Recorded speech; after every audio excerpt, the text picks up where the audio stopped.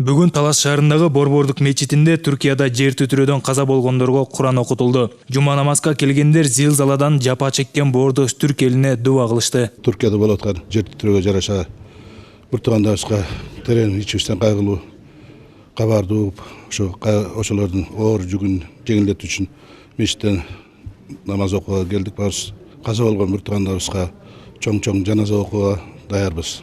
Жана ошолордун өтүп кеткен бир туугандарына жана ооруп жаткандарына шифа берсин, Алла Таалам өзү жардам берсин ошолорго. Ал жакты көрүп эметип атабыз, ичибизден жаман кайгырып атабыз да, кайгыга салып коебуз. Эл журттун башына ошондой жаман апат келбесин.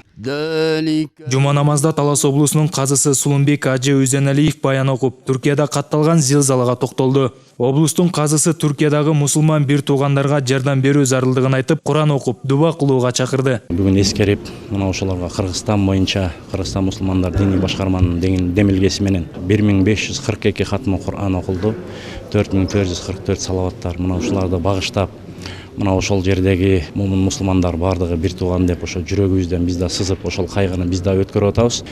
Бир адамдын бир жерине тикенек кирсе бардык денеси ооруйт дегенде биз да ошол жүрөгүбүздөн ошол нерсени өткөрүп атабыз да.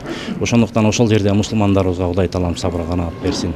Бүгүнкү күндө жер титирөөдөн жабыркаган Түркиянын жарандары үчүн Кыргызстанда ачылган атайын эсепке 12 миллион 350 миң сом чогулду. Бул тууралуу Кыргызстандын финансы министрлигинен билдиришти. Жардам берүү максатында өлкөнүн бардык аймагында мечиттерде, хатибияттарда, казияттарда жана муфтиятта урналар коюлду.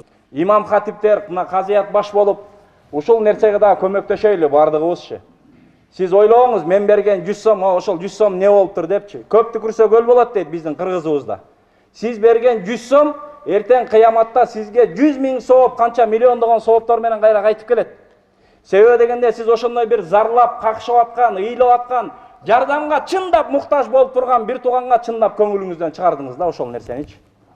Буну Кудай Таалам эселеп берет сизге соону. Түркиядагы куткаруучулардын маалыматы улам такталууда. Акыркы маалыматтар боюнча Түркияда зилзаладан каза болгондордун саны 17674 жетти. 72879 адам жабыркады. Акыркы суткада турак жайлардын урандыларынын астынан 121 адам тирүү куткарылды. Учурда 29 миң куткаруучу иштөөдө. Президент Садыр Жапаровдун тапшырмасы менен Кыргызстандан жардам катары 100 бозу, 100 куткаруучу жардам катары жөнөтүлүүдө. Ошондой эле медициналык буюмдар, кийим-кече жана биринчи кезекте зарыл болгон керектүү буюмдар, гуманитардык жардам катары жеткирилет. Эскерте кетсек, 6 февралда Таңамал Түркия жана Сириянын аймагында 7,8 балга жеткен катуу жер титирөө катталып, бир нече шаар кыйраган. Кийин жер титирөө дагы кайталанып, анын күчү очогунда 7,6 балга жеткен.